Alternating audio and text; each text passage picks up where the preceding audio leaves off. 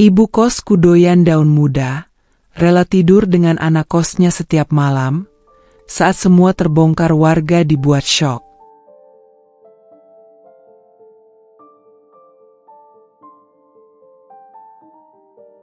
Namaku Rani. Sudah hampir 1 tahun aku tinggal di rumah kos milik Bu Maya, seorang wanita parubaya yang dikenal anggun dan keibuan. Rumah kos itu terletak di pinggiran kota, berdiri di antara deretan pohon trembesi yang seolah menjaga setiap rahasianya. Letaknya tidak jauh dari kampus tempatku kuliah, sambil bekerja paruh waktu sebagai kasir minimarket. Kos ini tidak besar. Hanya ada 6 kamar yang semuanya menghadap ke halaman tengah, lengkap dengan bangku kayu panjang di bawah pohon mangga tua. Bu Maya tinggal di kamar paling depan, persis di dekat dapur. Setiap pagi, aroma masakannya tercium sampai ke lorong. Biasanya, ia akan membangunkan kami lewat ketukan pintu pelan dan suara hangatnya. "Rani, bangun, sayang. Sudah jam 6. Aku masak sayur lodeh hari ini." Aku pikir tempat ini akan jadi pelarian yang damai dari kehidupan kecilku yang penuh tekanan. Tapi itu sebelum Rizal datang. Dia datang 2 bulan lalu. Membawa ransel besar, sepeda motor gede, dan senyum menawan yang membuat sebagian anak kos terpukau, termasuk Intan dan Meta, 2 gadis kos yang sering nonton drama Korea di ruang tengah. Rizal mengambil kamar nomor 5, tepat di sebelah kamarku. Hari pertama dia datang, aku sedang menyapu halaman. "Hei," sapanya ringan sambil menurunkan helm. "Kamu pasti Rani, ya?" Aku sedikit heran.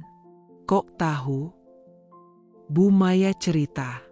"Katanya kamu penghuni paling rajin dan paling pendiam." Aku tidak tahu harus tersenyum atau cemberut. Tapi aku tetap sopan. "Selamat datang," kataku singkat. Rizal tertawa. "Pendiam banget sih, tapi gak apa-apa. Aku suka tantangan." Aku memilih diam. Jujur, aku tak suka cowok yang terlalu percaya diri. Yang membuatku mulai gelisah adalah perubahan sikap Bu Maya. Biasanya, ia tenang dan keibuan. Tapi sejak Rizal datang, ia berubah. Terlalu ceria. Terlalu sering tertawa, bahkan tertawa kecil sambil membenahi rambutnya setiap kali Rizal keluar kamar. Ia mulai sering berdandan. Lipstik merah muda, blush on tipis, dan baju rumah yang mendadak lebih modis. Bu Maya makin awet muda, ya? Seloroh Meta suatu pagi sambil mengaduk teh di teras. Bu Maya tersenyum manis. "Ah, masa sih? Kamu aja yang manis." Tapi aku tahu. Aku perhatikan bagaimana tatapan Bu Maya ke arah Rizal. Seolah bukan ibu kos pada anak kos. Tapi, lebih. Satu malam, aku pulang kerja agak larut. Langit mendung, gerimis turun, dan jalanan sepi. Saat aku membuka pagar dan masuk ke halaman, lampu teras masih menyala. Tapi ada suara, samar, seperti tawa perempuan. Aku melangkah pelan menuju kamar, dan saat itulah kulihat sesuatu yang membuat langkahku berhenti. Bu Maya dan Rizal duduk berdua di ruang tengah, sangat dekat. Tangan Rizal menyentuh lutut Bu Maya, dan wajahnya menatap penuh rayuan.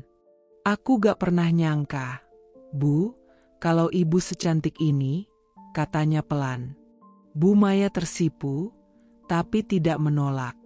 "Rizal, kamu ini ada-ada aja." Aku tercekat. Kupaksakan diri masuk ke kamar secepat mungkin. Kurekatkan telinga ke pintu. Tawa mereka masih terdengar samar. Geli, canggung, dan seperti menyimpan sesuatu. Pagi harinya, Suasana berubah. Bu Maya tampak lebih perhatian dari biasanya, terutama pada Rizal. Ia memasakkan menu khusus untuknya. Kadang omelet keju, kadang sosis dan roti panggang. Sementara kami yang lain hanya diberi nasi goreng atau mie goreng seadanya. "Bu, kenapa Rizal dikasih menu beda?" tanya Meta suatu pagi sambil menyendok nasi goreng. "Ah, Rizal itu suka sarapan gaya barat," jawab Bu Maya enteng. "Biar semangat kerjanya." "Kerja?" "Setahuku, Rizal belum bekerja. Ia bilang masih mencari-cari." Aku merasa semakin tidak nyaman. Suatu hari, saat semua sedang pergi, aku mendengar suara dari dalam kamar Rizal. Pintu terbuka sedikit. Bu Maya duduk di pinggir ranjang Rizal sambil tertawa. "Aku pikir kamu gak suka ibu-ibu," kata Bu Maya genit. Rizal membalas dengan senyum miring. "Saya suka yang dewasa, Bu. Apalagi yang perhatian." Aku tak kuat lagi mendengarnya. Keesokan harinya, aku bicara pada Bu Maya. "Bu," ucapku pelan saat kami duduk berdua di teras. "Iya, Rani. Kenapa, sayang?" "Saya merasa akhir-akhir ini suasana kos agak berubah. Mungkin karena Rizal?" Tatapan Bu Maya langsung berubah. Wajahnya yang semula lembut kini menegang. "Maksud kamu apa?" "Saya hanya merasa, mungkin sebaiknya aturan kos kembali ditegakkan. Tentang batasan antar penghuni. Privasi." Bu Maya tersenyum. Tapi senyumnya dingin. "Kamu cemburu ya, Rani?" Aku membelalak. "Cemburu? Tidak, Bu. Saya hanya..." "Rizal itu bukan orang sembarangan. Kamu tahu dia lulusan luar negeri? Anak pejabat? Kamu cuma gadis dari kampung kecil. Jangan terlalu merasa penting." Kalimat itu seperti tamparan. Aku berdiri. "Saya hanya menyampaikan sebagai penghuni, Bu. Kalau ibu tidak nyaman, saya bisa pindah." "Terserah," jawabnya datar. "Tapi jangan harap kamu bisa dapat tempat seaman ini lagi." Malam itu hujan turun rintik. Angin meniup dedaunan pohon mangga yang tumbuh tinggi di halaman rumah kos. Sebagian penghuni sudah tertidur. Hanya suara jam dinding dan rintik air di genting yang menemani malamku. Aku baru selesai mencuci piring di dapur ketika ku dengar suara samar dari lorong. Pelan, ritmis, seperti suara ranjang yang bergerak, sesekali diikuti oleh tawa lirih seorang wanita. Awalnya kupikir itu hanya imajinasiku, barangkali televisi yang dibiarkan menyala. Tapi semakin ku dengarkan, semakin nyata.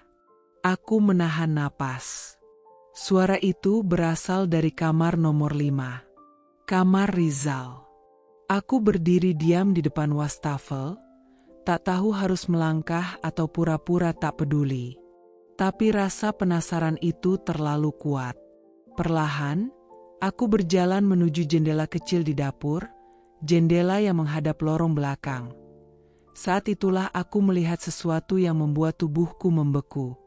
Dari celah gorden, aku melihat Bu Maya keluar dari kamarnya. Tapi bukan itu yang mengejutkanku. Tangis Bu Maya pecah lagi. Tapi kali ini, ia menangis dalam pelukan. Di luar, matahari hampir tenggelam. Tapi di dalam kamar itu, setitik cahaya mulai kembali menyala. Malam itu aku duduk sendiri di kamarku, menatap layar ponsel. Jari-jariku gemetar saat membuka folder berisi semua catatan dan foto yang selama ini diam-diam kukumpulkan, bayangan Bu Maya keluar dari kamar Rizal, nota pembelian motor atas nama Rizal yang dibayar tunai, bahkan foto-foto tangkapan layar pesan Rizal ke Intan dan Lucy. Kutatap semuanya dengan napas berat. Ini bukan tentang mempermalukan siapapun, tapi tentang menyelamatkan yang tersisa. Akhirnya, kuambil langkah terakhir. Kirim ke grup kos bersama. Pesanku singkat. Teman-teman, maaf kalau aku lancang. Tapi semua ini perlu kalian tahu. Aku nggak tahan lihat kita semua terluka dalam diam. Ini bukan gosip. Ini data. Lalu kulampirkan semua bukti itu. Foto, catatan harian, bahkan pesan-pesan dari Rizal yang pernah dikirim ke beberapa dari kami. Pesan terkirim. Lalu hening. Beberapa menit pertama tidak ada balasan. Jantungku berdebar. Aku bersiap menghadapi kemarahan. Tapi, Lucy, ya Tuhan, ternyata aku nggak gila. Aku kira aku cuma halu dia deketin aku padahal dia udah sama Bu Maya. Danu, gila, gue kira cuma iseng. Ternyata separah itu ya. Intan, Ran, makasih. Kamu yang paling berani. Aku masih trauma, tapi lihat kamu bisa bersuara bikin aku lega. Balasan bermunculan satu demi satu. Bukan kemarahan, tapi kelegaan, kesedihan, dan kekuatan baru. Aku membalas, aku cuma nggak mau ada yang jadi korban lagi. Kita nggak bisa ubah yang udah terjadi.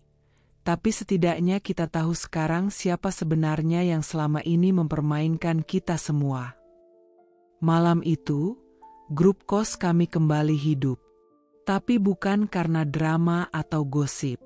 Tapi karena kejujuran yang selama ini terkubur akhirnya muncul ke permukaan.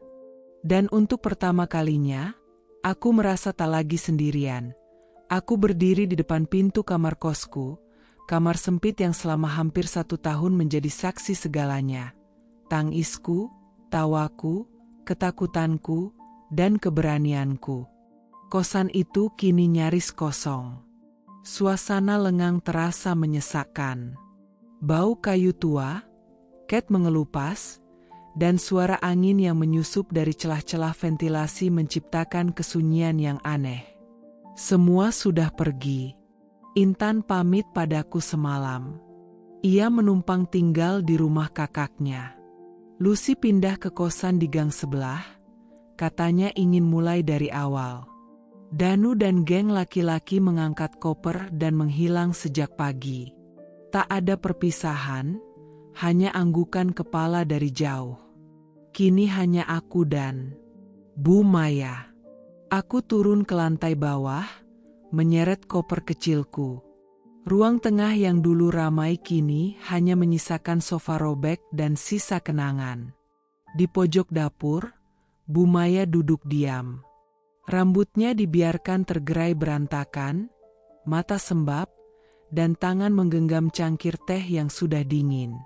Aku ragu melangkah. Tapi aku tahu, aku harus mengucapkan sesuatu. Bu, panggilku pelan. Ia mendongak perlahan. Rani. Ada keheningan beberapa detik sebelum ia bicara lagi. Kau penghuni terakhir yang pergi. Aku mengangguk. Iya, aku hanya ingin memastikan semuanya aman dulu. Bu Maya menghela napas panjang. Matanya menatap ke jendela yang berdebu. Rumah ini akan disegel besok. Aku akan tinggal di rumah adik untuk sementara. Setelah itu, entah. Aku menaruh koperku sebentar, lalu duduk di kursi kayu sebelahnya. Bu, saya nggak pernah benci ibu. Ia terkejut, menoleh cepat. Kau tidak benci. Aku menggeleng. Saya hanya kecewa. Karena ibu lebih memilih dibutakan cinta, daripada melihat siapa sebenarnya Rizal. Ia terdiam. Matanya berkaca-kaca. Aku, hanya ingin dicintai lagi. Aku kira bisa merasa muda kembali. Aku kira dia melihat aku sebagai wanita, bukan sekadar ibu kos tua renta. Aku menatapnya dengan iba. Tapi dia tidak melihat itu, Bu. Dia hanya melihat kesempatan. Air mata jatuh dari pipinya. Perlahan, ia bangkit dan berjalan ke lemari kecil di sudut ruang tengah. Ia mengambil sesuatu, sebuah bingkai foto tua, lalu menyerahkannya padaku. Itu foto lama. Bu Maya bersama suaminya. Mereka terlihat bahagia. Dulu, aku punya segalanya. Rumah ini, suami, anak. Tapi aku terlalu sibuk mencari perhatian dari orang lain, hingga kehilangan semuanya satu persatu. Aku menggenggam tangannya sejenak, lalu berdiri. Saya pamit ya, Bu. Ia mengangguk. Terima kasih, Rani, karena tidak meninggalkan aku dalam kebencian. Aku mengangkat koper, membuka pintu perlahan, dan melangkah keluar. Udara sore menyambutku. Kosan itu, yang dulunya tempat perlindungan, kini hanya kenangan.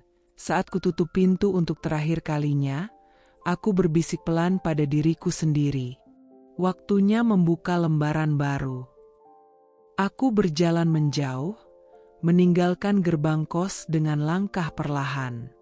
Tak ada kata perpisahan dari Bu Maya. Hanya tatapan kosong yang ia berikan dari balik pagar besi yang mulai berkarat. Tangannya menggenggam erat kusen, seolah ingin menahan sesuatu yang tak bisa dipertahankan lagi. Masa lalu, rasa bersalah, atau mungkin rasa kehilangan. Kosan itu benar-benar telah menjadi rumah hantu. Bukan karena suara-suara atau bayangan, tapi karena jejak luka, penyesalan, dan kebohongan yang terlalu dalam tertanam di setiap temboknya. Tak ada yang bisa menghapus itu. Tidak juga waktu. Aku pindah ke kosan lain. Lebih modern, lebih terang, dan penuh suara. Tawa-tawa anak muda, musik dari kamar sebelah, dan aroma masakan dari dapur bersama. Di tempat baru ini, hidup terasa berjalan normal lagi. Tapi tidak bagiku. Karena setiap malam, saat semua tidur, aku masih terjaga. Terbangun oleh suara yang hanya bisa kudengar sendiri. Suara kasur yang bergeser perlahan, napas seseorang di dekat telingaku, dan kadang bisikan samar. Mungkin itu hanya bayangan dari trauma. Atau mungkin, rumah itu masih menolak melepas sebagian diriku. Yang jelas, satu hal yang kupelajari dari semua ini. Ada rahasia yang tak akan pernah benar-benar pergi. Ia hanya pindah ke dalam ingatan kita. Dan kamar itu, kamar Bu Maya dan Rizal, akan selalu menyimpan suara yang tak bisa dijelaskan dengan logika. Suara yang akan selamanya tinggal, meski penghuninya telah lama pergi.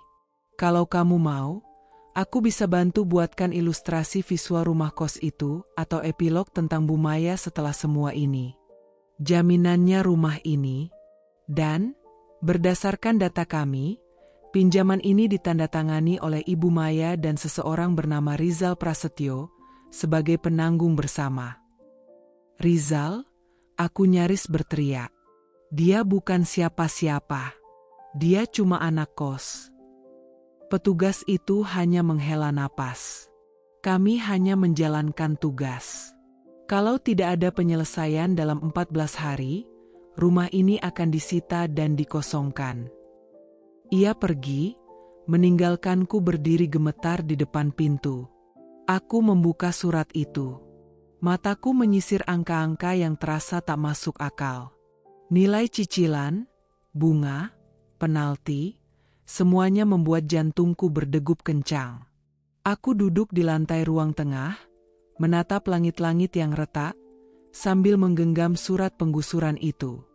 Jadi, Semua ini dijaminkan untuk Rizal, untuk membelikannya motor, membayarkan utang, dan Bu Maya ikut menandatangani. Aku merasa marah, sedih, dan terhianati. Ternyata semua kehangatan yang dulu kurasakan dibangun di atas kebohongan dan utang. Kos yang dulu jadi tempat berlindungku, kini berubah menjadi ranjau yang siap meledak dan menelanku hidup-hidup. Hari itu panas dan gerah. Kosan semakin sepi, seakan ikut menyerah pada takdirnya. Aku duduk di ruang tengah, memegang gelas teh yang tak pernah sempat ku minum. Di depanku, Bu Maya duduk bersimpuh. Matanya merah dan sembab, rambutnya yang dulu selalu tersisir rapi kini berantakan. Nomornya sudah nggak aktif. Ran, semua akun sosmednya juga hilang. Aku nggak tahu harus kemana nyari dia. Suaranya pelan, hampir seperti bisikan dari hati yang patah. Aku menghela napas dalam. Bu Maya, dia pakai nama ibu untuk pinjam ratusan juta. Rumah ini dijaminkan. Kenapa? Kenapa bisa ibu percaya? Bu Maya terisak. Aku sayang dia, Ran. Kupikir dia juga begitu. Dia bilang mau usaha bareng, bilang cinta. Aku menahan amarah. Ingin rasanya berteriak. Tapi melihat Bu Maya yang duduk di sana, hancur, aku tahu, tidak ada yang bisa memperbaiki semuanya hanya dengan kemarahan. Kalau kosan ini disita, Bu, kita semua nggak punya tempat. Ini bukan cuma soal ibu. Ini tempat berlindung kami juga, ucapku, mencoba tetap tenang. Aku sudah ke bank, kata Bu Maya dengan suara parau. Tapi mereka bilang, kalau nggak ada pelunasan minimal 100 juta dalam 10 hari, rumah ini harus dikosongkan. Aku nggak punya uang sebanyak itu. Aku menatapnya, dan Rizal benar-benar menghilang. Bu Maya mengangguk. Dia bukan cuma meninggalkanku, Ran, dia menghancurkan semua. Kami terdiam cukup lama. Sore itu, suara azan maghrib dari musala kecil di ujung gang seperti tanda waktu terakhir. Semua yang pernah hangat kini memudar perlahan. Kosan yang dulu penuh canda, penuh tawa Intan, cengkerama Danu, desahan lirih malam-malam rahasia, kini hanyalah dinding-dinding kosong yang menunggu kehancuran. Aku tahu satu hal, kami tidak bisa lagi berharap pada Rizal. Dan Bu Maya, wanita yang dulu tampak anggun dan bijaksana, kini duduk di bawah bayang-bayang kesalahan yang tak bisa dia perbaiki sendiri. Beberapa hari setelah kabar penggusuran itu, suasana kos makin sunyi. Tak ada lagi suara tawa, tak ada aroma masakan dari dapur. Bahkan Intan pun sudah jarang keluar kamar. Tapi yang paling mencolok adalah keheningan dari kamar paling depan, kamar Bu Maya. Aku sempat mengetuk pintunya satu pagi, membawa teh hangat. Bu, saya bawain teh, ya? Suaraku pelan. Tak ada jawaban. Aku tempelkan telinga ke daun pintu. Yang terdengar hanyalah isakan pelan, tangis yang ditahan-tahan. Hatiku nyeri. Hari-hari berikutnya, hal serupa berulang. Kadang malam-malam aku dengar suara furnitur digeser, lalu hening lagi. Aku sempat mengintip dari jendela dapur, Bu Maya duduk di lantai, bersandar di dinding, dengan mata sayu dan bantal yang basah. Suatu malam, aku dan Intan duduk di ruang tengah, cahaya lampu temaram. Ran, bisik Intan sambil memeluk lututnya, aku nggak tega lihat Bu Maya kayak gitu. Tapi aku juga masih marah. Aku mengangguk. Sama. Dia salah karena terlalu buta sama Rizal, tapi sekarang dia benar-benar kehilangan segalanya. Intan menghela napas. Kadang, rasa sayang itu memang bisa bikin orang bodoh, ya? Aku menatap temanku itu dalam-dalam. Bukan bodoh, Tan, tapi buta arah. Dan sekarang dia tersesat. Malam itu kami duduk lama. Di luar, gerimis turun. Air menetes dari atap seng, menciptakan ritme sendu seperti hati kami masing-masing.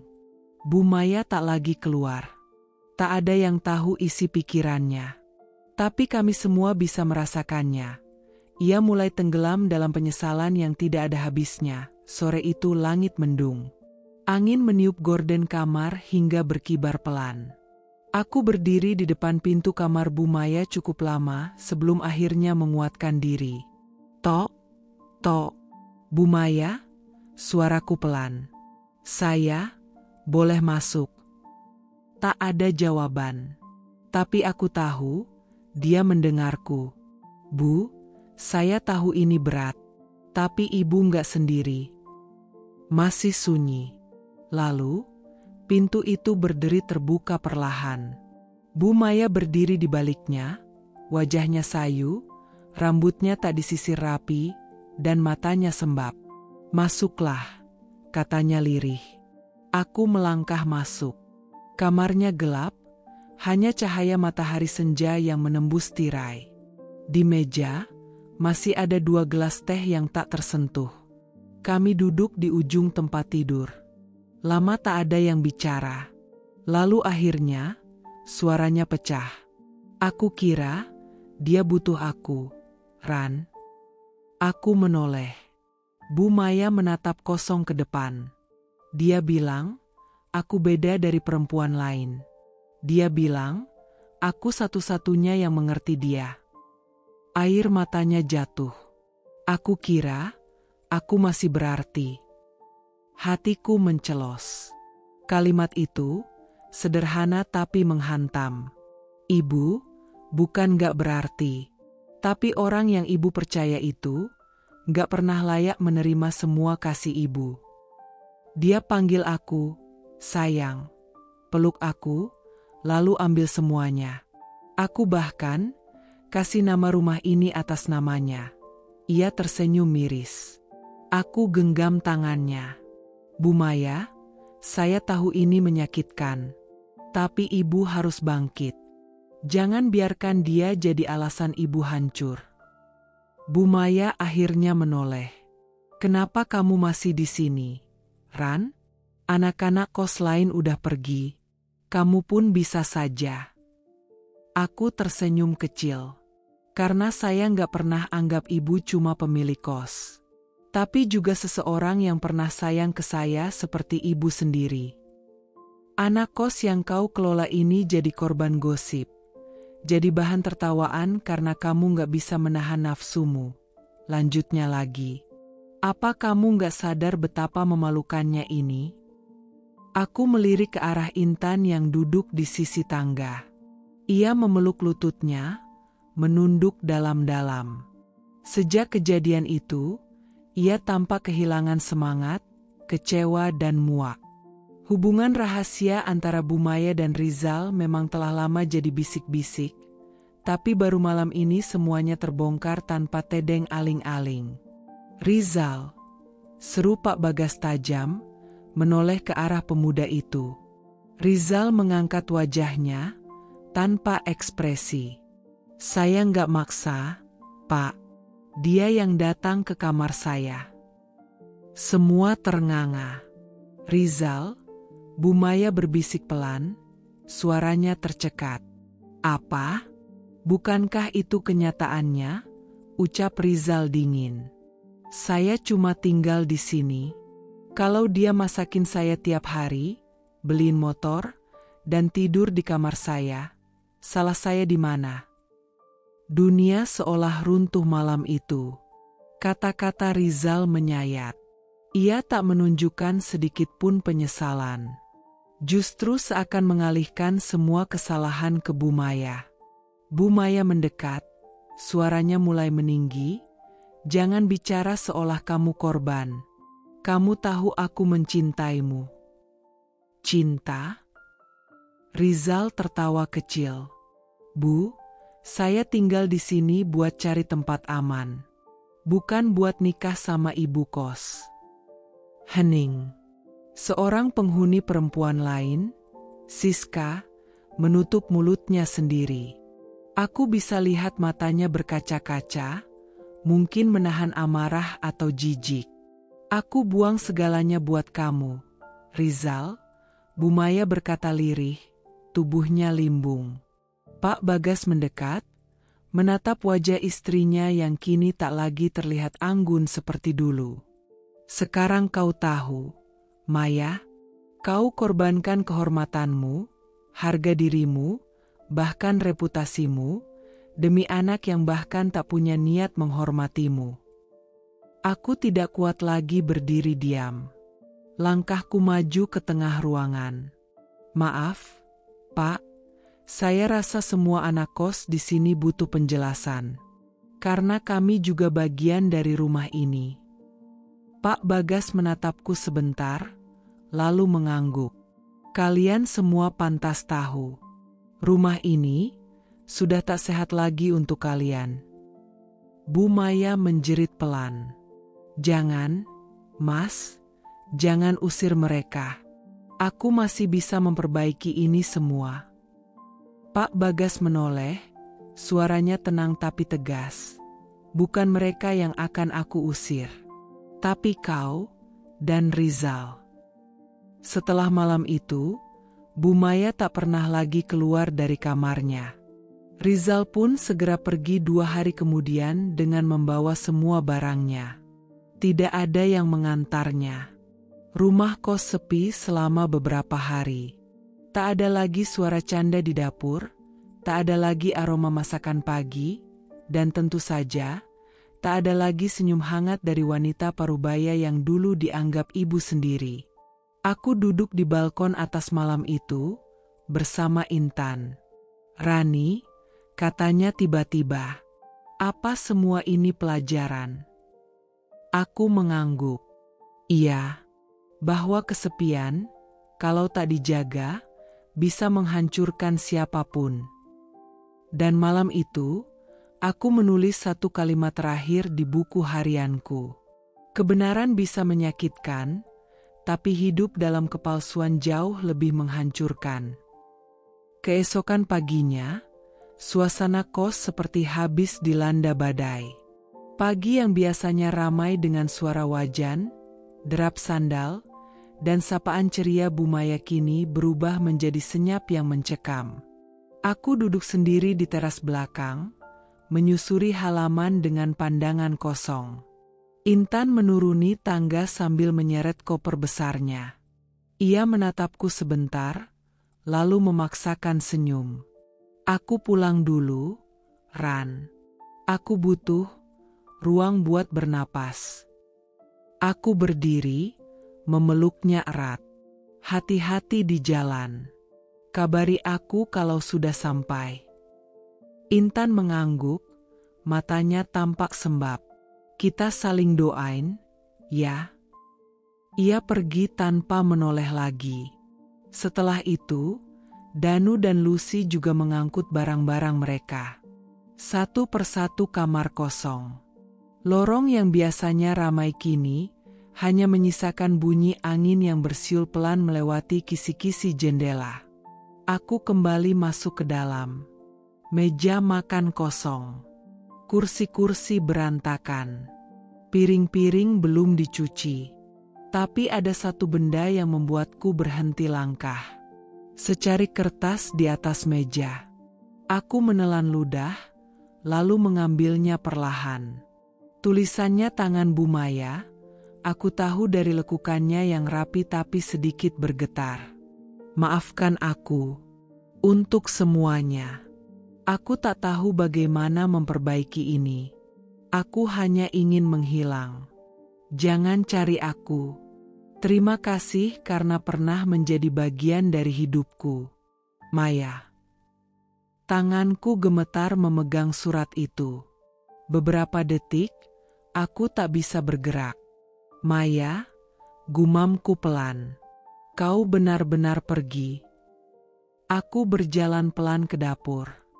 Kulkas masih penuh bahan makanan. Panci masih ada sup yang ia buat 2 hari lalu. Tapi dapurnya kosong. Pak Bagas juga tak terlihat lagi sejak semalam. Mobilnya sudah tak ada di parkiran. Kos ini seperti ditinggalkan, tanpa salam perpisahan yang pantas, hanya bekas kenangan yang menggantung di dinding-dinding kusam. Aku berdiri di ruang tengah yang kini terasa luas dan sunyi. Tempat kami dulu menonton film, bercanda, dan menyusun rencana akhir pekan. Kini hanya ada keheningan dan jejak rasa malu yang sulit dihapuskan. Dan untuk pertama kalinya sejak aku tinggal di rumah kos ini, aku merasa sendirian. 2 minggu setelah kepergian Bu Maya dan kaburnya Rizal, suasana rumah kos benar-benar berubah muram. Hanya aku dan satu penghuni pria bernama Arfan yang masih bertahan. Kami tak banyak bicara, lebih sering menghindari ruang tengah yang menyimpan terlalu banyak kenangan buruk. Suatu sore, suara ketukan di pintu depan membuyarkan lamunanku. Tok, tok, tok. Aku berjalan pelan dan membuka pintu. Seorang pria berseragam rapi berdiri dengan map coklat di tangan. Selamat sore. Ini rumah atas nama Ibu Maya Kusuma? Tanyanya sopan. Aku mengangguk pelan. Betul. Tapi, beliau sudah lama tidak di sini. Baik. Tolong sampaikan ini. Ini surat pemberitahuan resmi dari bank.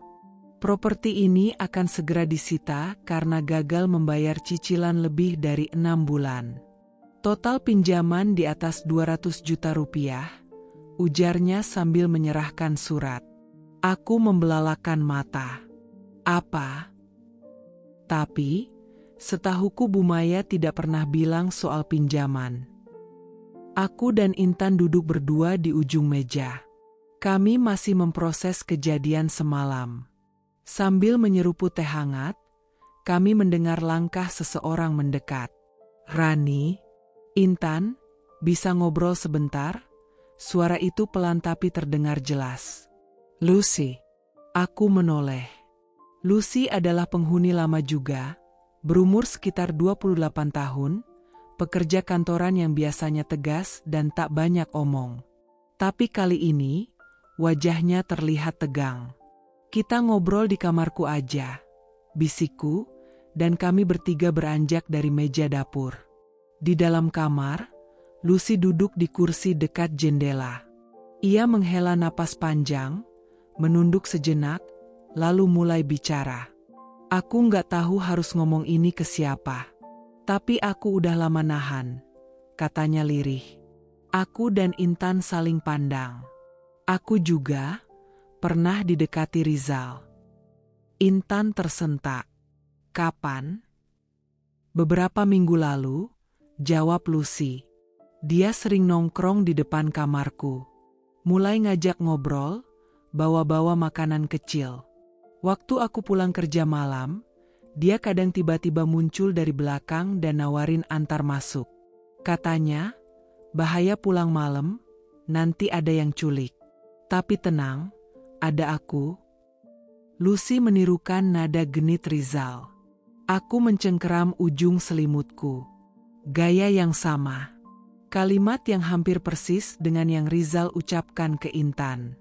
Aku pikir dia cuma ramah. Tapi makin lama, dia mulai menyentuh bahu, nyolek-nyolek.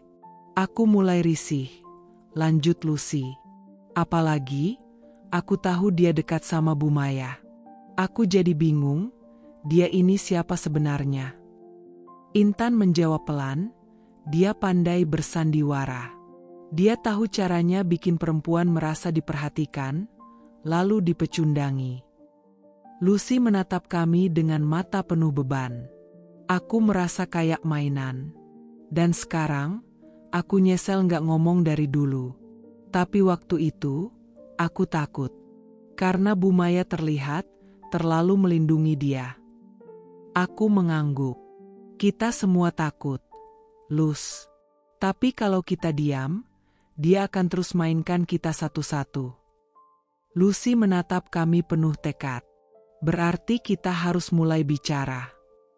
Siangnya, kami bertiga duduk di teras belakang. tempat yang biasanya sepi dan tenang. Tapi kali ini, teras itu jadi saksi pertama rencana kecil kami. Membuka mata penghuni lain tentang siapa sebenarnya Rizal. Bukan lewat amarah, tapi lewat keberanian. Aku akan ajak ngobrol Danu, kataku. Dia pernah cerita hal aneh soal Rizal. Aku coba bicara ke Mbak Nia dan 2 anak baru itu, sahut Lucy. Mereka pernah cerita hal yang janggal juga.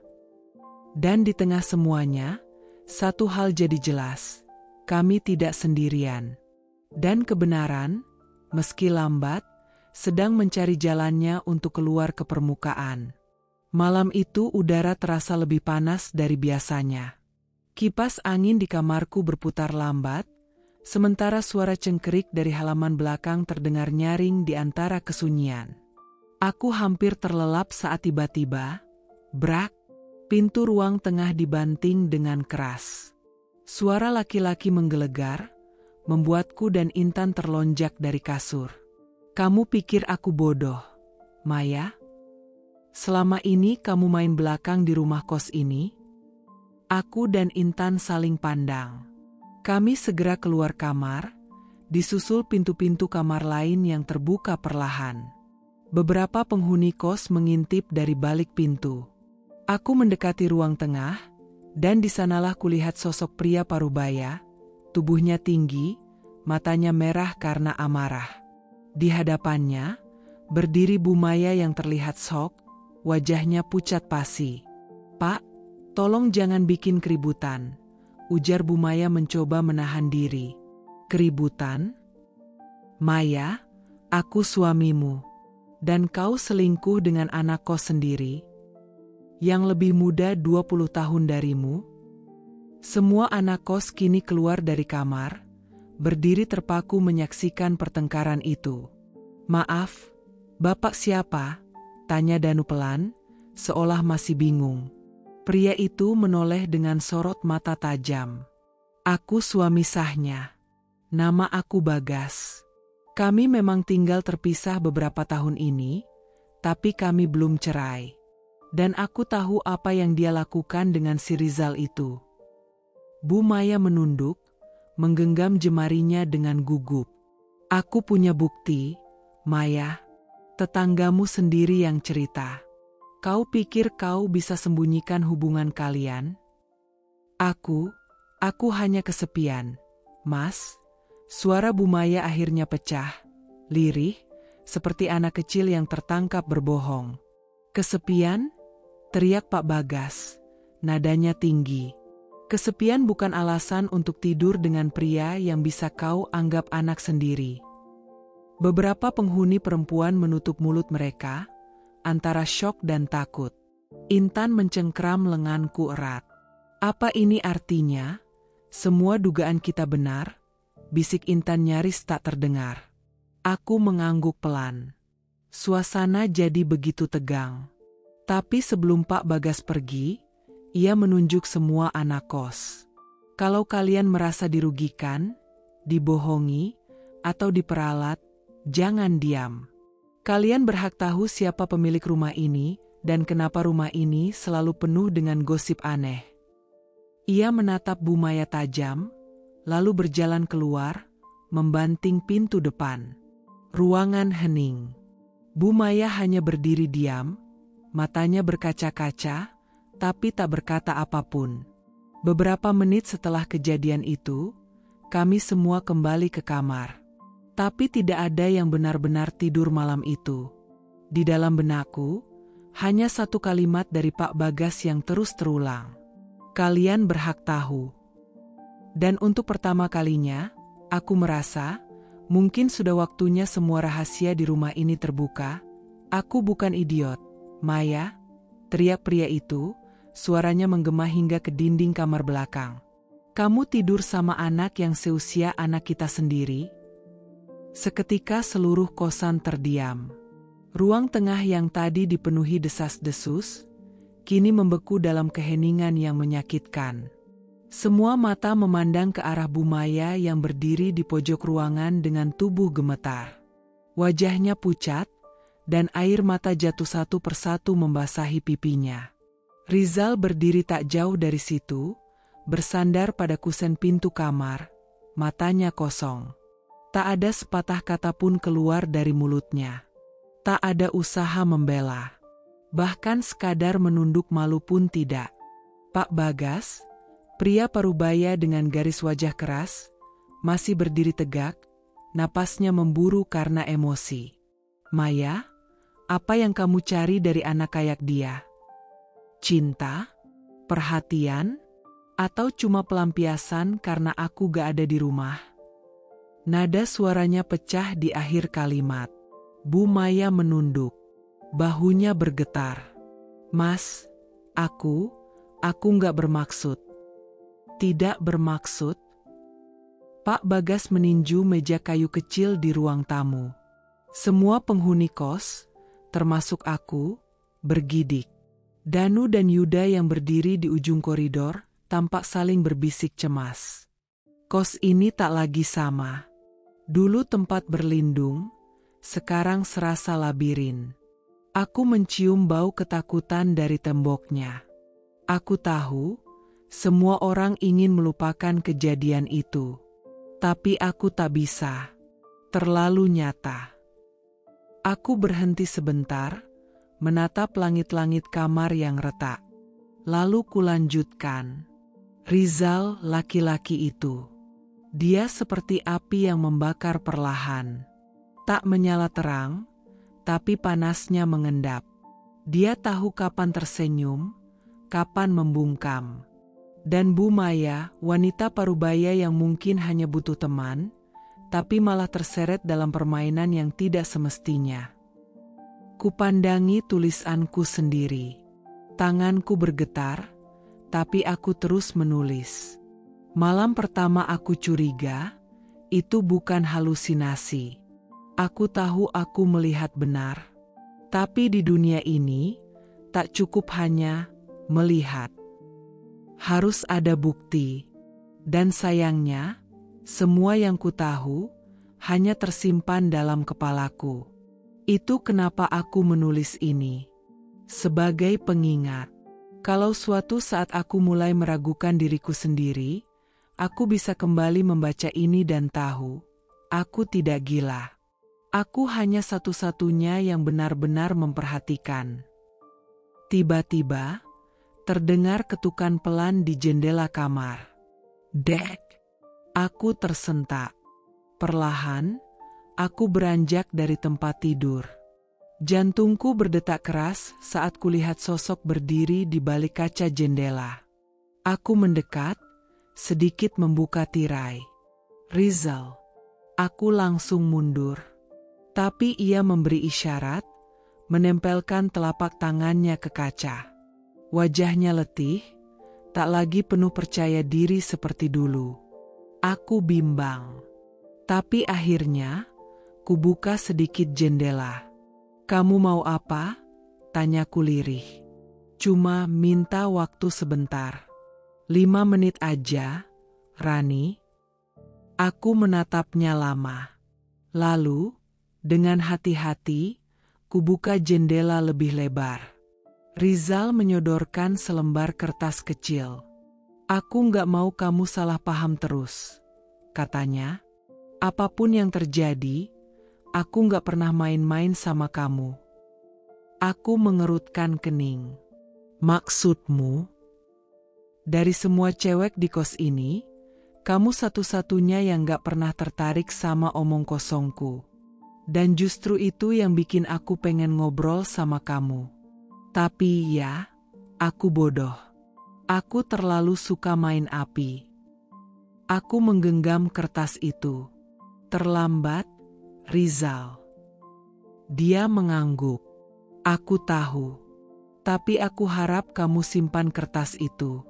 Kalau suatu saat kamu ngerasa bingung, kamu bisa baca. Sebelum aku sempat bertanya lebih jauh, Rizal melangkah pergi. Bayangannya menghilang di balik pagar kos. Aku menutup jendela, kunci rapat-rapat, lalu duduk kembali. Kubuka lipatan kertas itu. Tulisan tangan Rizal. Bu Maya bukan korban. Aku pun bukan sepenuhnya pelaku. Kami berdua salah. Tapi kamu, Rani, kamu yang paling waras dari kami semua. Terima kasih sudah jadi satu-satunya yang gak pernah percaya pada topengku. Tanganku bergetar. Kupeluk buku harianku erat-erat. Aku tahu, semuanya belum selesai. Tapi aku juga tahu, mulai malam ini, aku tidak akan membiarkan siapapun mengaburkan kenyataan. Aku akan mencatat semuanya. Setiap langkah. Setiap kejadian. Karena terkadang, satu-satunya cara melawan kejahatan yang tak bisa dibuktikan adalah dengan tidak pernah melupakannya. Malam itu, kamar kami dingin dan hening. Angin dari sela-sela jendela membawa suara jangkrik dari halaman belakang.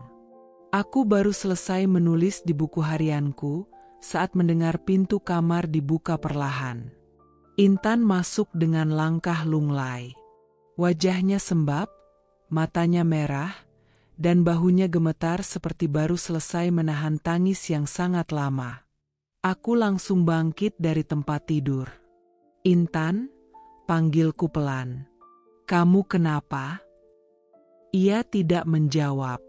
Meletakkan tasnya sembarangan, lalu langsung menjatuhkan diri di kasur sambil membenamkan wajahnya di bantal. Suara isaknya pelan, tapi jelas. Ada luka yang dalam malam ini. Aku mendekat. Duduk di tepi kasurnya. "Intan, ada apa? Kamu habis dari mana?" Ia menoleh. Aku bodoh, Ran," ucapnya parau. "Aku sebodoh itu." "Tenang dulu, cerita aja pelan-pelan." Ia menghela napas panjang. Aku pikir dia tulus. Rizal. Tapi ternyata, semuanya cuma buat uang. Jantungku berdegup. "Maksudmu?" Ia bangkit perlahan, duduk menyandar di dinding. Beberapa minggu lalu, dia bilang butuh pinjaman. Katanya untuk bayar sisa kuliah yang tertunda. Aku percaya. Aku kasih dia 2 juta dari tabungan kerjaku di kafe. Aku menutup mulutku, tak percaya. Tapi ternyata, itu cuma satu dari banyak. Bu Maya juga kasih dia uang. Bahkan Bu Maya beliin dia motor. "Ran," suara Intan pecah lagi, tangisnya tak tertahan. Aku membeku. "Apa?" Intan mengangguk dengan air mata berlinang. "Baru sore tadi aku ke bengkel depan gang, dan montirnya bilang motor itu atas nama Maya Dewanti." Aku syok. Waktu aku tanya langsung ke Bu Maya, dia nggak menyangkal. Dia cuma bilang, "Kalau kamu sudah tahu, tak usah tanya lebih jauh." Aku meremas selimut. Rasanya seperti dihantam gelombang kenyataan yang menyakitkan. Jadi selama ini, kita semua cuma pion. Ran. Aku, kamu, anak-anak kos lainnya. Dan Rizal, dia mungkin tahu kelemahan setiap orang dan memanfaatkannya. Aku memejamkan mata. Semua kepingan mulai menyatu. Kenapa Rizal terlihat santai walau tidak bekerja? Kenapa Bu Maya selalu membelanya? Dan kenapa dia bisa begitu cepat dapat motor padahal sering bilang ke kami sedang hemat? "Ran," suara Intan pelan, "aku merasa kotor. Aku merasa dimanfaatkan. Padahal aku benar-benar percaya sama dia." Aku meraih tangannya. "Kamu nggak salah, Tan. Kamu hanya percaya sama orang yang salah. Dan kamu nggak sendiri." Intan menatapku, matanya memohon pengertian. Kenapa dunia bisa sekejam ini, ya? Aku tak bisa menjawab. Tapi malam itu, kami duduk berdampingan dalam sunyi, di bawah lampu temaram. Dua perempuan muda yang sedang belajar tentang kepahitan dunia, dengan luka di hati, dan mata yang terbuka lebih lebar dari sebelumnya. Buku harianku malam itu hanya berisi satu kalimat. Percaya adalah kemewahan. Dan malam ini, kami kehabisan kemewahan itu. Pagi itu, suasana dapur rumah kos terasa berbeda. Biasanya, pagi dipenuhi aroma nasi goreng buatan Bu Maya atau suara tawa para penghuni kos.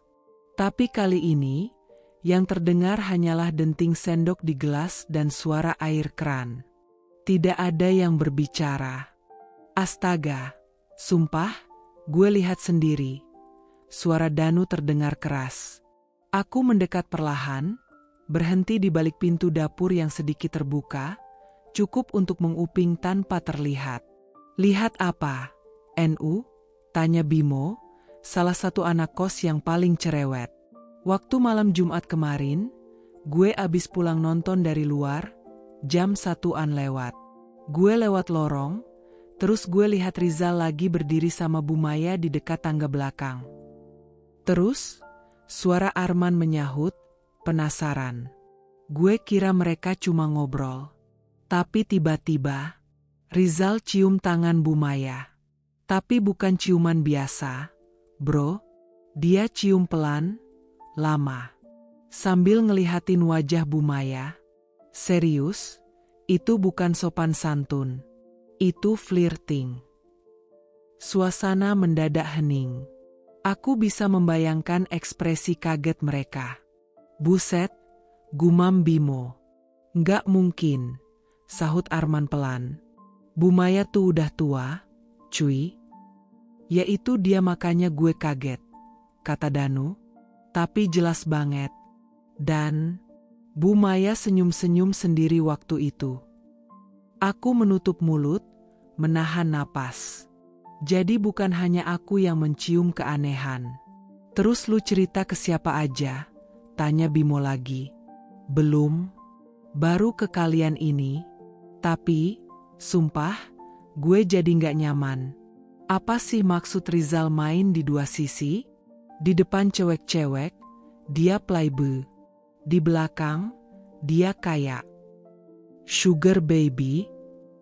Arman nyeletuk cepat. Tawa kecil menyusul, tapi ada kegelisahan yang terasa di balik suara mereka. Aku dengar semuanya, ujarku akhirnya, muncul dari balik pintu. Mereka semua menoleh, jelas kaget. Rani, kata Danu, lu dari tadi di situ? Aku mengangguk. Iya, dan aku tahu kamu gak bohong, Danu. Aku masuk, duduk di bangku sebelah mereka. Tatapanku kosong, tapi suaraku mantap. Aku juga lihat Bu Maya keluar dari kamar Rizal. Tengah malam. Dengan rambut acak-acakan dan das terkusut. Mereka semua saling pandang. Gila, jadi emang bener ya? Gumam Arman. Aku sempat pikir aku halu. Tapi ternyata bukan cuma aku yang curiga. Terima kasih karena kalian ngomong, kataku. Bimo bersandar, ekspresinya cemas. Tapi, kita harus apa, Ran? Ini kos orang. Kalau kita ributin, kita bisa dikeluarin bareng-bareng. Aku menatap mereka satu persatu. Aku nggak mau ribut. Tapi aku juga nggak tahan terus-menerus lihat ini. Rizal mempermainkan Intan. Bahkan beberapa dari kalian pernah dia tebarkan umpan, kan? Danu dan Arman langsung mengangguk cepat. Dia pernah minjem jaket gue buat deketin Winda, ujar Danu. Terus sekarang tiap malam, kadang suka ngasih roti ke kamar Ayu. Gue nggak ngerti maksudnya apa. Dia mainin semuanya, gumam Arman. Aku menatap meja. Dan mungkin kita cuma permainannya. Sore itu, aku dan geng cowok diam-diam berbicara lebih jauh. Kami tahu, Kalau kami mengadukan ini ke pihak luar, bisa jadi kami dituduh menyebarkan fitnah. Tapi kami sepakat, jika ada kejadian aneh lagi, kami akan dokumentasikan diam-diam. Bukan untuk menyebar gosip, tapi untuk perlindungan bersama. Sayangnya, malam itu kejadian lain muncul. Sekitar pukul 2 dini hari, kos mendadak heboh. Suara jeritan seorang perempuan terdengar keras dari arah kamar Rizal. Astaga! Apa-apaan ini? Itu suara Ayu. Ia berlari keluar kamar sambil menangis. Semua penghuni kos terbangun. Aku keluar kamar dengan jantung berdebar. Intan yang tidur di ranjang sebelah langsung ikut bangun. Kami buru-buru ke ruang tengah. Kenapa, Ayu? Tanya Danu yang lebih dulu sampai. Ayu terduduk di lantai, tubuhnya gemetar. Dia ngelakuin yang gak pantas. Dia masuk ke kamarku. Rizal masuk ke kamar dan bilang, dia bisa ngelindungin aku. Apa? Jerit Intan dari belakangku. Rizal muncul dari lorong dengan ekspresi bingung. Astaga, ini salah paham, teriaknya. Tadi Ayu bilang takut. Aku cuma nawarin bantu jagain. Lagian pintunya nggak dikunci, aku kira. Omong kosong, teriak Ayu. Suasana pecah. Bu Maya muncul dengan wajah panik. Apa yang terjadi? Semua mata menoleh ke arah Rizal. Dan untuk pertama kalinya, ia tak bisa mengendalikan keadaan. Kau bilang dia anak yang baik, jerit Intan ke arah Bu Maya. Ternyata dia predator. Rizal mencoba membela diri. Jangan asal nuduh. Aku nggak ngapa-ngapain. Aku maju selangkah. Kalau begitu, kenapa kamu sering keluar masuk kamar perempuan lain, Rizal? Dan kenapa kamu cium tangan Bu Maya tengah malam? Sambung Danu. Wajah Rizal memucat. Bu Maya tampak syok. Apa maksud kalian? Bu, jangan pura-pura lagi. Kami semua tahu. Banyak yang lihat. Termasuk saya, ucapku tegas. Suasana hening. Bu Maya menunduk. Wajahnya berubah drastis. Tak lagi anggun, tapi kaku dan lelah. Rizal, masuk ke kamar saya malam-malam karena saya yang izinkan. Ucapnya lirih, semua orang membelalak. Saya pikir, saya bisa merasa muda kembali. Lanjutnya, saya kesepian. Tapi ternyata saya salah besar. Rizal berdiri kaku, tidak bicara sepatah kata pun. Mulai malam ini, Bu Maya menarik napas dalam, Rizal harus pergi. Dan saya akan menjual rumah kos ini. Kami semua terdiam. Tak ada yang menyangka akan sejauh ini. Aku memalingkan wajah. Air mataku jatuh tanpa terasa. Bukan karena sedih, tapi lega. Semuanya akhirnya terbuka. Setelah malam heboh itu, suasana rumah kos berubah drastis. Rizal sudah pergi keesokan paginya, tanpa berpamitan secara resmi, dan Bu Maya menjadi lebih pendiam dari biasanya. Dia tetap memasakkan makanan setiap pagi, tapi senyum di wajahnya tidak pernah benar-benar kembali. Rumah kos yang dulu hangat kini terasa dingin dan sunyi, seolah menyimpan rahasia yang terlalu berat untuk dibicarakan. Dan aku tak lagi bisa tidur nyenyak. Setiap kali memejamkan mata, ingatanku kembali pada suara-suara malam, wajah Rizal yang licin tapi menawan, juga ekspresi Ayu yang ketakutan. Bahkan Bu Maya yang dulu kuanggap seperti ibu kedua, kini menjelma sosok yang tak bisa kutebak lagi. Aku butuh cara untuk tetap waras. Butuh ruang untuk mengurai semua yang mengganjal. Malam itu, aku ambil buku catatan tua dari rak atas lemariku. Sampulnya bergambar bunga mawar, hadiah dari almarhum ibu sebelum aku merantau. Sudah lama tidak kugunakan. Tapi malam ini, aku membukanya kembali. Kujatuhkan tubuhku di atas kasur. Intan belum pulang dari lembur, dan kamar terasa sepi.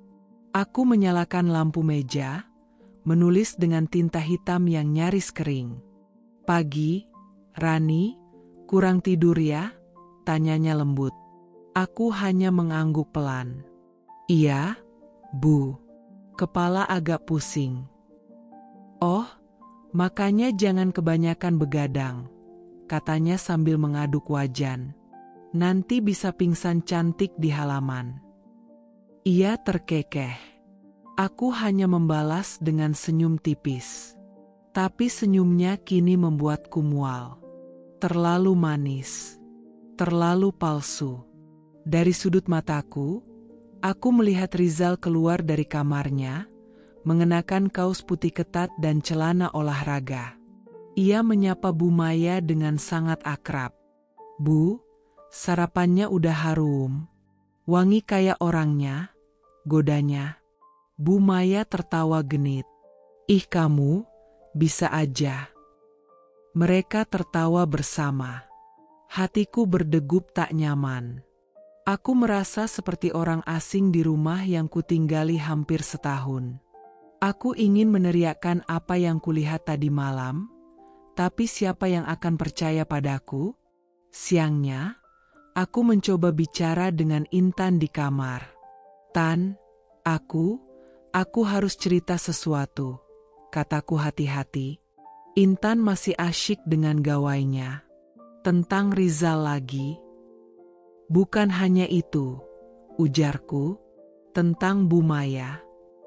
Intan akhirnya menatapku. "Emang kenapa Bu Maya?" Aku menarik napas panjang.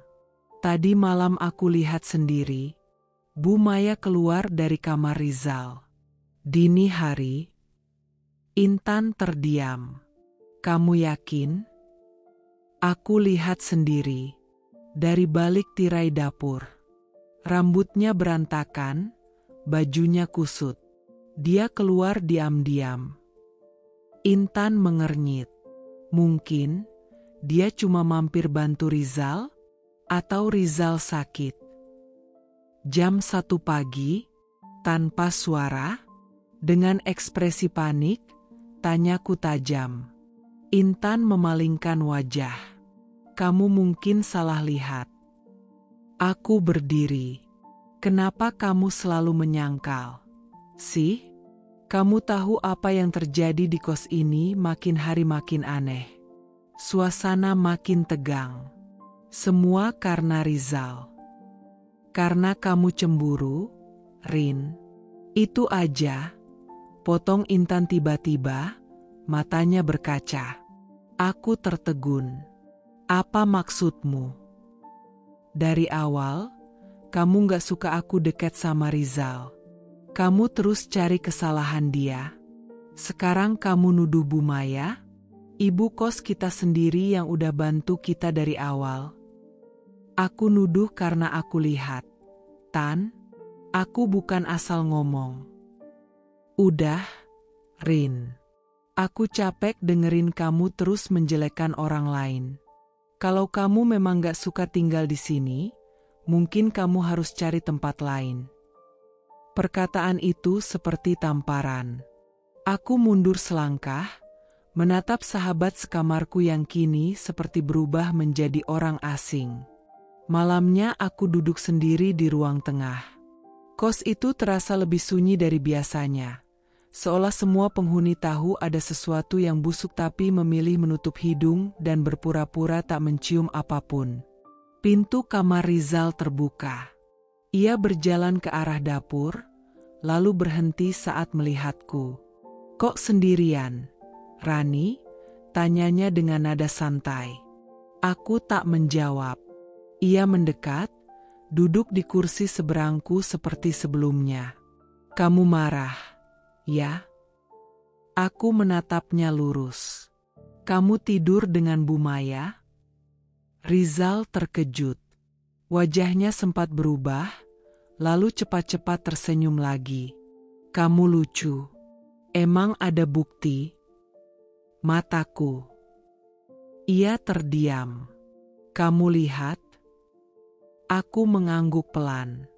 Dan aku tahu kamu juga sedang main perasaan Intan. Kamu pikir semua ini cuma permainan, ya? Rizal tertawa kecil. Rani, kamu terlalu tegang. Hidup di kosan ini harus fleksibel. Semua orang dewasa.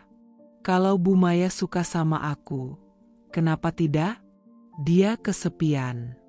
Aku hanya menemani. Apa kamu sadar kamu mempermainkan banyak hati di tempat ini? Ia berdiri. Dan kamu juga. Kamu pikir kamu paling benar? Kamu juga tertarik sama aku, kan? Tapi kamu gak bisa punya aku, jadi kamu marah. Aku menahan air mata. Bukan karena aku cemburu, tapi karena semua ini menyakitkan. Melihat orang yang kupikir bisa jadi teman justru menjelma seperti racun yang diam-diam merusak semuanya. Rizal mendekat dan berbisik di telingaku, kalau kamu benar-benar penasaran, kenapa nggak kamu tanya langsung ke Bu Maya? Aku bangkit, mendorong kursi, lalu berjalan menuju kamar Bu Maya. Cukup sudah. Sesampainya di depan kamar Bu Maya, aku mengetuk pintunya. Bu, maaf mengganggu, saya mau bicara sebentar. Pintu dibuka. Bu Maya berdiri di ambang pintu, masih mengenakan daster birunya. Ia tersenyum lembut. Ada apa, Rani? Aku menatap langsung ke matanya. Saya mau jujur, Bu. Tadi malam saya lihat ibu keluar dari kamar Rizal. Saya tahu ini bukan urusan saya. Tapi sebagai penghuni kos, saya berhak tahu ada apa antara ibu dan Rizal. Senyumnya perlahan menghilang. Udara di antara kami menegang. Bu Maya melipat tangannya di dada. Kamu tahu, kadang, kebaikan saya disalahartikan. Tapi saya tidak perlu menjelaskan apapun pada seseorang yang suka mengintip dari balik tirai. Maaf, Bu. Saya tidak bermaksud lancang. Tapi penghuni kos lain mulai resah. Saya tidak sendiri yang merasa ada sesuatu yang salah. Kalau kamu merasa tidak nyaman, pintu keluar selalu terbuka, Rani. Aku menatapnya lama. Tak ada lagi kehangatan di wajahnya. Hanya dingin dan ancaman terselubung. Baik, Bu. Terima kasih. Aku membalik badan. Tapi langkahku sudah pasti, aku harus mencari tempat lain. Kos ini sudah bukan lagi tempat yang bisa disebut rumah. Pagi itu udara terasa lembab, sisa gerimis malam masih menempel di rerumputan halaman kos. Aku duduk di teras samping sambil menyeruput kopi instan, mencoba meredam gejolak hatiku sejak pertemuan dengan Bu Maya semalam. Tapi pikiranku masih keruh. Kata-katanya terus terngiang, tentang pintu keluar yang selalu terbuka. Ancaman halus, tapi jelas maksudnya. Aku menghela napas panjang. Kos ini dulu seperti pelabuhan, kini rasanya seperti jurang. Dari kejauhan, terdengar suara ramai dari arah ruang santai dekat ruang TV. Itu tempat biasa geng cowok berkumpul pagi-pagi. Biasanya mereka hanya bercanda receh soal bola atau cewek Instagram. Tapi kali ini, suaranya lebih tegang dan menarik perhatianku. Rizal bukan cuma memecah fokus kami, tapi juga pelan-pelan menghancurkan persahabatan yang selama ini kujaga dengan Intan. Dan yang paling mengerikan, Bu Maya tetap diam. Seolah menyaksikan semuanya dengan senyum tenang. Atau, mungkin memang begitu tujuannya. Hari itu hujan turun sejak pagi. Langit muram, persis seperti suasana hatiku yang makin hari makin tak karuan. Intan duduk di pinggir kasur sambil menyisir rambutnya. Sejak malam itu, malam ketika aku mendengar suara Rizal dan Intan bercakap pelan di kamar ini, Aku jadi makin sulit menatap matanya.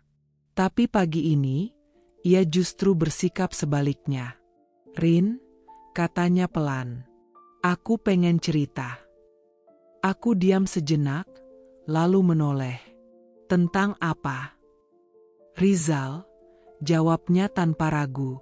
Aku menegakkan duduk, mencoba tetap tenang. "Kenapa?" Intan menggigit bibirnya. Ada rona malu di pipinya. "Waktu malam itu, kamu tahu, kan, dia sempat main ke kamar." Aku menatap kosong. "Aku tahu." Dia tersenyum kecil. "Dia nggak ngapa-ngapain kok. Cuma ngobrol." Tapi sebelum dia pulang, dia sempat berbisik ke aku. "Berbisik?" Intan mengangguk. Dia bilang, "Kalau kamu kedinginan, panggil aku saja." Suaranya menirukan kalimat itu, pelan, seolah membisikkan kembali ke telingaku. Aku mengerutkan dahi. "Dan kamu, percaya maksudnya apa?"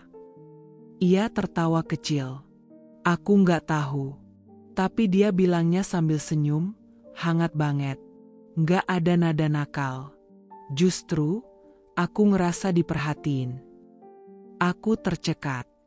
"Tan, kamu sadar nggak itu kalimat yang sangat ambigu?"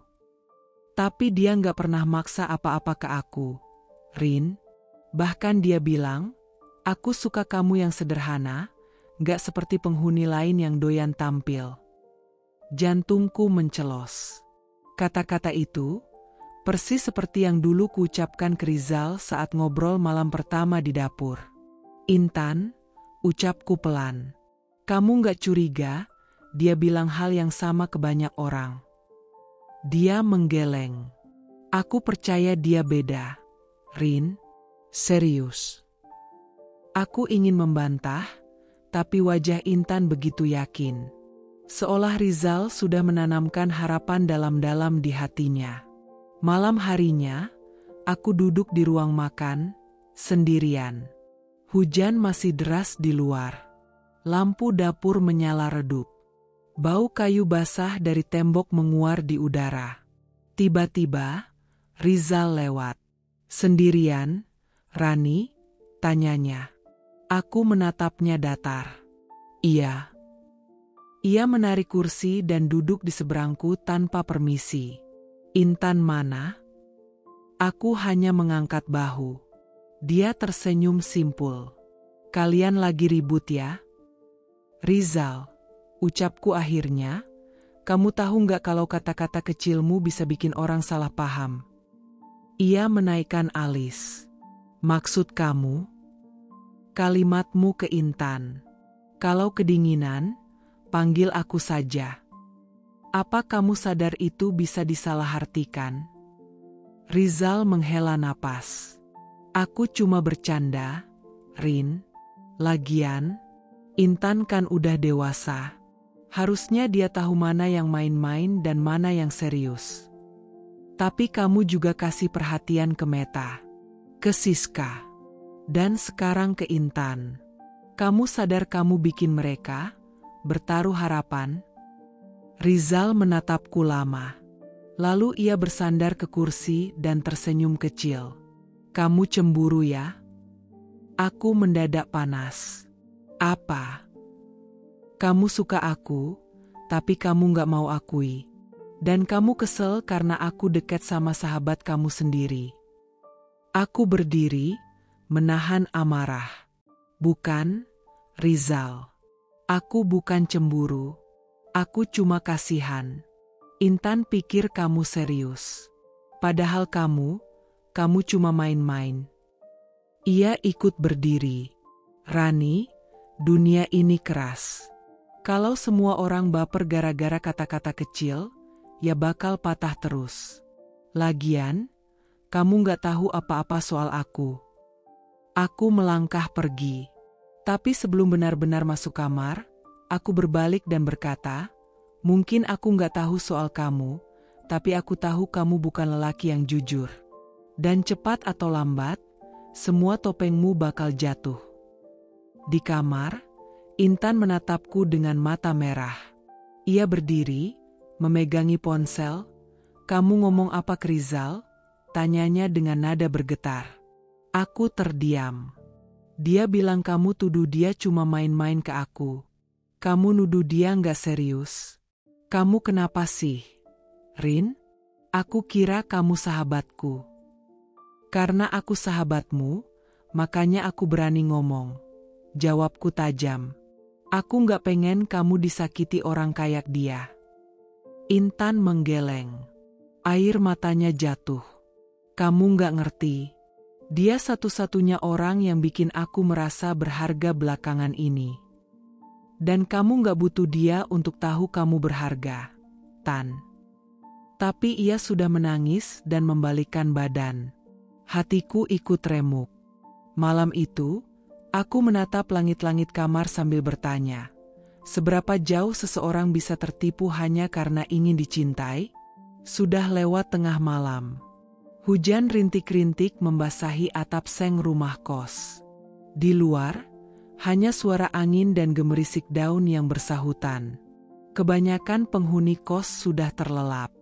Tapi aku masih duduk di dapur, berpura-pura membuat teh padahal tak benar-benar ingin meminumnya. Ada sesuatu yang mengusik pikiranku, dan malam ini aku ingin memastikan firasat itu bukan sekadar prasangka. Jam menunjukkan pukul 00.47 ketika suara samar dari arah lorong terdengar. Pintu kamar Rizal, yang berada tepat di seberang dapur, terlihat sedikit bergerak. Aku menahan napas, menajamkan penglihatan dari balik tirai tipis di jendela kecil dapur yang menghadap lorong. Lalu, bayangan itu muncul. Bu Maya. Ia keluar pelan-pelan dari kamar Rizal. Rambutnya terikat asal-asalan, dasternya lecek. Ia menoleh ke kiri dan kanan seperti sedang memastikan tidak ada yang melihat. Aku menunduk cepat, lalu kembali mengintip dari celah. Langkahnya cepat menuju kamarnya sendiri. Saat ia membuka pintu, samar-samar kulihat tangannya masih menata bagian atas dadanya. Nafasnya tampak memburu. Seolah ia baru saja terburu-buru mengenakan kembali bajunya. Hatiku mencelos. Kupeluk cangkir teh yang kini sudah dingin. Mataku panas. Tenggorokanku seperti dicekik oleh rasa tak percaya.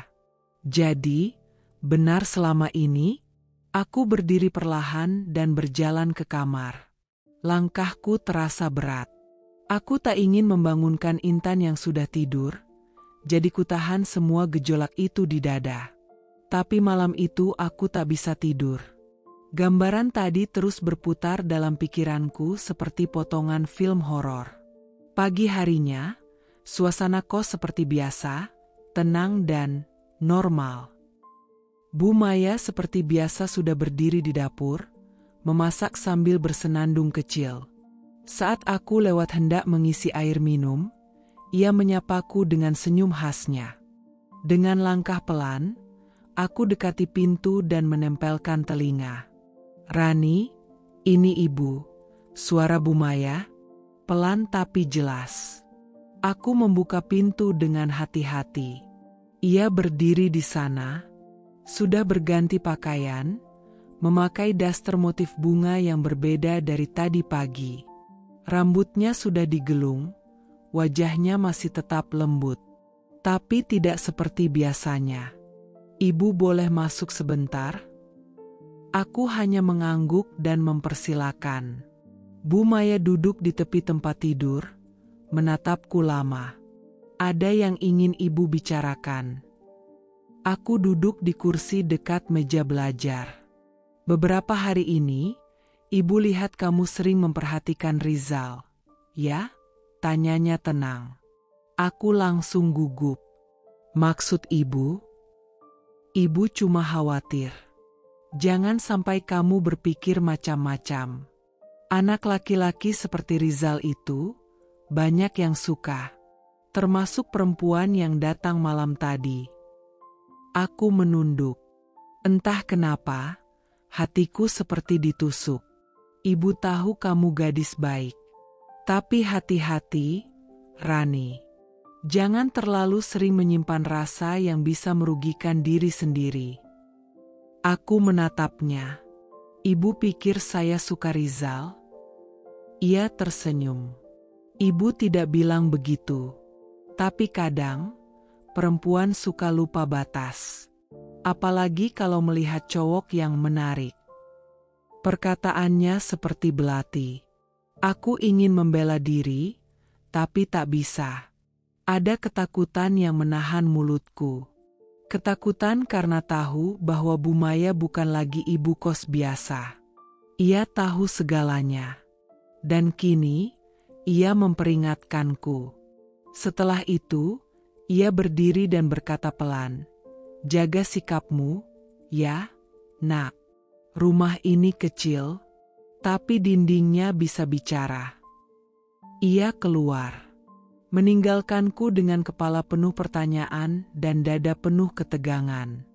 Malam itu, aku baru benar-benar sadar. Ini bukan lagi tentang cinta atau hubungan gelap. Ini tentang kekuasaan. Tentang siapa yang memegang kendali. Dan aku mulai yakin. Bu Maya tahu aku melihatnya malam itu. Hari itu, udara terasa lebih pengap dari biasanya.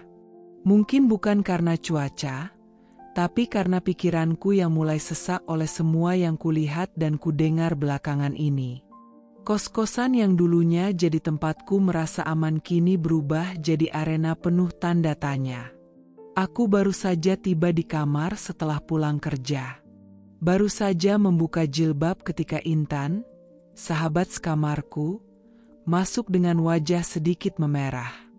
"Aduh, Rin, lihat nih," katanya sambil mengangkat sebuah bungkusan plastik bening berisi makanan dari bakery terkenal. "Dari mana?" tanyaku. "Rizal ngasih," jawabnya antusias. Aku menahan napas. "Rizal?" "Iya, katanya tadi pagi pas aku keluar ke warung, dia manggil aku. Katanya kebetulan lewat bakery, terus ingat aku suka roti isi coklat. Katanya sambil memeluk roti itu seperti hadiah Valentine." Aku diam. Dadaku bergetar. Bukan cemburu. Tapi karena aku tahu, Rizal bukan hanya perhatian pada satu orang. Semalam, aku melihat Rizal berdiri di depan kamar Meta. Menyerahkan jaketnya karena katanya Meta habis kehujanan. Sebelumnya, aku juga lihat ia memijat pundak Siska, anak kos paling pendiam, yang katanya kecapean habis shift malam. Dan kini, Intan. "Apa kamu gak curiga, Tan?" tanyaku pelan sambil menatapnya. "Curiga kenapa?"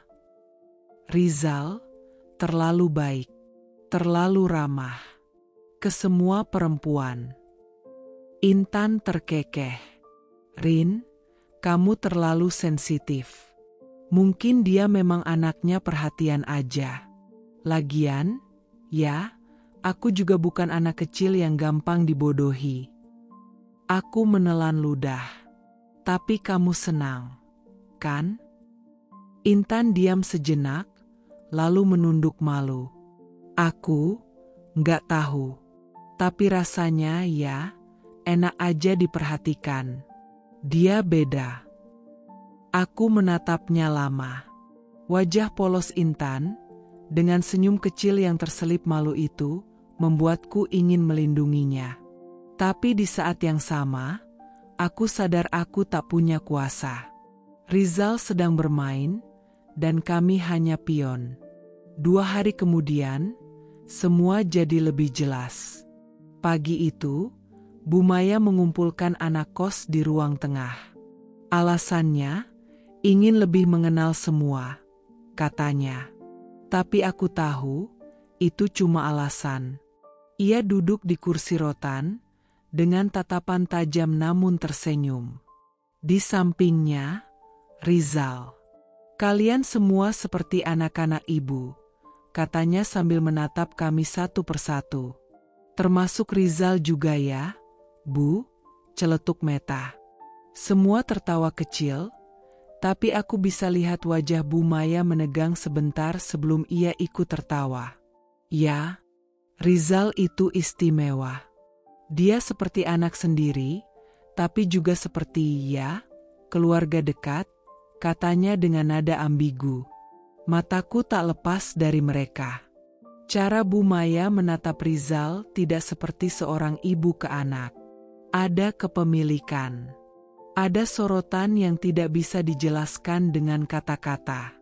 Rizal hanya tersenyum tenang, seolah tahu bahwa ia pusat perhatian. Ia bahkan berani melirik Meta dan mengedipkan mata, disambut cekikikan kecil dari beberapa penghuni kos. Malam itu, aku dan Intan duduk di kasur, sama-sama diam. "Rin," kata Intan akhirnya, "aku kayaknya mulai suka beneran." Aku menoleh. "Sama Rizal?" Ia mengangguk, pelan. "Dia baik. Beda dari cowok-cowok biasanya. Dia tahu kapan aku lagi capek, kapan aku lapar. Dia perhatian." Aku menarik napas panjang. "Tan, kamu sadar nggak? Dia begitu ke semua orang. Ke kamu, ke Meta, ke Siska, semuanya." Intan mengerutkan dahi. "Terus maksudmu apa?" "Maksudku, kamu harus hati-hati. Jangan terlalu larut." Intan terdiam lama. Lalu ia berdiri dan berkata dengan nada dingin, "Kamu ngomong gini karena kamu gak suka aku dekat dia, ya? Bukan begitu. Jangan nafik, Rin. Kamu juga naksir dia, kan? Tapi dia gak pilih kamu, malah lebih dekat ke aku. Jadi kamu sirik?" Intan, "Udah, aku capek. Aku cuma pengen ngerasa bahagia, Rin. Kamu gak suka, itu urusan kamu."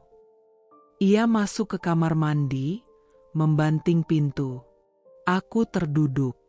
Ingin menangis, tapi tak ada air mata.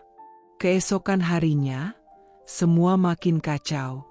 Aku menemukan jaket Rizal tergantung di pintu kamar Intan.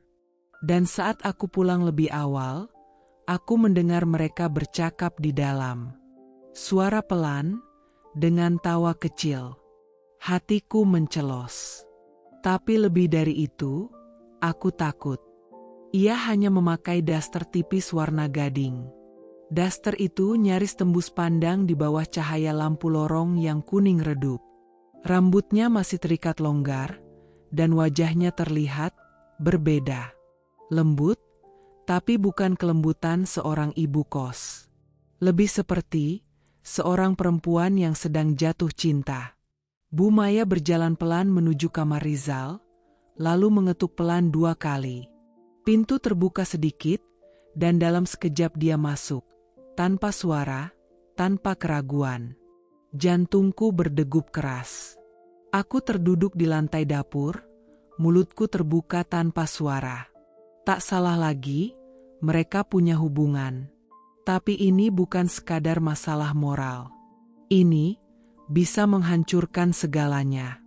Hubungan penghuni, kenyamanan rumah kos, dan reputasi yang selama ini Bu Maya bangun dengan citra keibuan. Beberapa menit kemudian, suara ranjang kembali terdengar samar. Kali ini lebih cepat. Tertawa. Lalu hening. Aku kembali ke kamarku dengan langkah gemetar. Tak bisa tidur. Mataku menatap langit-langit, otakku penuh dengan kemungkinan. Apa yang harus kulakukan? Apa aku harus mengatakan ini ke penghuni lain? Tapi siapa yang akan percaya padaku? Pagi harinya, Bu Maya seperti biasa memasakkan sarapan. "Selamat pagi, sayang," katanya padaku sambil menatap piring. Senyumnya lebar, matanya berbinar. Bahkan, pipinya terlihat sedikit memerah. Seperti habis jatuh cinta. Aku hanya mengangguk singkat. Mulutku terasa kaku. Tak lama kemudian, Rizal muncul dari kamarnya. Rambutnya sedikit berantakan, tapi bukan seperti orang baru bangun tidur. Lebih seperti seseorang yang habis begadang untuk hal lain. "Bu, sarapannya seperti biasa ya?" tanyanya sambil berkedip pada Bu Maya. "Sudah ibu siapkan, Nak," jawab Bu Maya, nadanya lembut sekali. Intan dan Meta yang juga ada di ruang makan langsung berbisik-bisik. Aku bisa menebak mereka mulai mencium sesuatu. Tapi belum cukup kuat untuk mencurigai. Aku duduk di meja makan, menyendok nasi tanpa selera. Lalu tanpa sadar, aku mendengar pembicaraan mereka. "Zal, kamu malam-malam sempat keluar gak sih?" tanya Meta santai. Rizal tersenyum. "Enggak, kenapa?" "Gak tahu. Kayak ada suara orang ketawa deh, jam 2-an. Kukira kamu bawa cewek," katanya sambil cekikikan. Aku diam, menatap Rizal. Wajahnya tak berubah. Dia hanya tertawa. "Mana mungkin. Kalau bawa cewek, Bu Maya bisa ngamuk dong," katanya enteng sambil menoleh ke Bu Maya, dan Bu Maya hanya ikut tersenyum. Darahku berdesir. Bagaimana mereka bisa begitu santai? Sorenya, aku memutuskan untuk bicara pada seseorang yang bisa kupercaya. Namanya Sarah. Ia mantan penghuni kos, kini sudah pindah ke apartemen setelah menikah. Kami masih sering berkabar lewat WhatsApp. Aku rasa Bu Maya dan Rizal ada hubungan, Sar. Beberapa detik kemudian, balasan masuk. "Kamu yakin?" "Yakin banget. Aku lihat sendiri Bu Maya keluar kamar malam-malam, cuma pakai daster, masuk ke kamar Rizal. Lalu pesan dari Sarah membuatku tercengang. Aku juga dulu pernah curiga begitu. Tapi waktu itu belum yakin. Dulu juga ada cowok anak kos, namanya Benny. Ganteng. Terus tiba-tiba dikeluarin karena katanya melanggar aturan kos. Tapi gosipnya, dia nolak Bu Maya." Tubuhku menegang. Jadi, bukan cuma Rizal? Gak tahu pasti. Tapi waktu itu, Bu Maya sempat sakit hati banget. Dadaku terasa sesak. Malam harinya, aku tak bisa tidur. Aku buka ponsel dan mulai menulis semua kejadian selama 2 bulan terakhir. Kucatat detail jam, tanggal, dan kejadian kecil. Suara ranjang, Bu Maya keluar kamar, makanan spesial untuk Rizal, dan perubahan suasana di kos. Aku tak tahu apa tujuanku. Mungkin hanya sebagai perlindungan jika suatu saat aku dijebak. Karena, hatiku berkata, aku sedang berjalan di ladang ranjau. Dan Bu Maya bukan ibu kos biasa. Sudah 2 minggu sejak malam itu, dan aku belum bisa melupakan apa yang kulihat. Sejak malam itu pula, aku jadi semakin memperhatikan gerak-gerik mereka. Bukan karena kepo atau sok suci, tapi lebih karena aku tak nyaman. Sangat tidak nyaman. Kamar Rizal, yang berada tepat 2 pintu dari kamarku, kini selalu menyala lebih lama dari biasanya. Kadang lampunya baru mati menjelang subuh. Kadang malah tetap menyala sepanjang malam. Dan suara-suara samar, rangka ranjang berderit pelan, tawa tertahan, atau kadang bisikan, semua semakin jelas. Semua bukan halusinasi.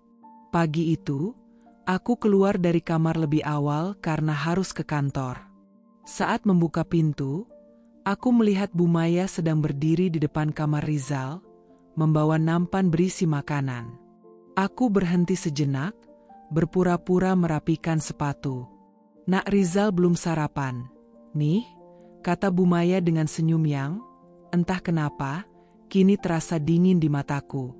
"Oh," aku berusaha netral. Bu Maya mengetuk pintu Rizal, dan ketika pintu terbuka, aku bisa melihat Rizal masih mengenakan kaos lusuh. Matanya sembab seperti baru bangun. Tapi senyumnya mengembang begitu melihat Bu Maya.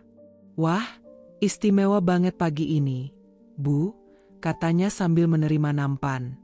Khusus untuk kamu, nak, jawab Bumaya, nadanya lembut, terlalu lembut untuk ukuran ibu kos biasa. Aku hanya bisa menunduk. Hati rasanya penuh kabut. Di tempat kerja, aku tak bisa konsentrasi. Bayangan Bumaya dan Rizal selalu menggangguku. Aku merasa seperti tinggal di rumah yang menyimpan sesuatu yang kelam, tapi aku tak bisa lari. Kos ini satu-satunya tempat yang bisa kutinggali dengan uang pas-pasan yang kumiliki. Sepulang kerja, suasana rumah kos terlihat sepi. Intan dan Meta sedang tidak ada, mereka katanya ikut seminar. Aku membuka pintu kamar, tapi langkahku terhenti ketika melihat sesuatu yang diletakkan di depan pintu Rizal. Sepasang sandal wanita. Merah marun, model berhak tinggi. Bukan sandal Bumaya. Aku menelan ludah. Jantungku berdegup lebih cepat. Pelan-pelan, aku kembali ke kamarku. Menutup pintu. Tapi tak lama setelah itu, terdengar suara tawa kecil. Perempuan. Lalu suara Rizal. Tapi bukan tawa mesra. Lebih seperti tawa mengejek. Aku duduk di ujung tempat tidur, bingung. Ingin rasanya keluar dan memastikan, tapi aku sadar, aku bukan siapa-siapa di rumah ini. Jika aku dianggap ikut campur, bisa-bisa aku sendiri yang akan diusir. Malam semakin larut. Aku belum tidur. Suara itu belum juga reda. Suara ranjang, suara bisik, suara-suara samar yang entah kenapa, kini terasa semakin menekan dadaku. Dan saat itu juga, sesuatu terjadi. Tok, tok. Seseorang mengetuk pintuku. Jantungku hampir meloncat dari dada. Siapa? Jam segini?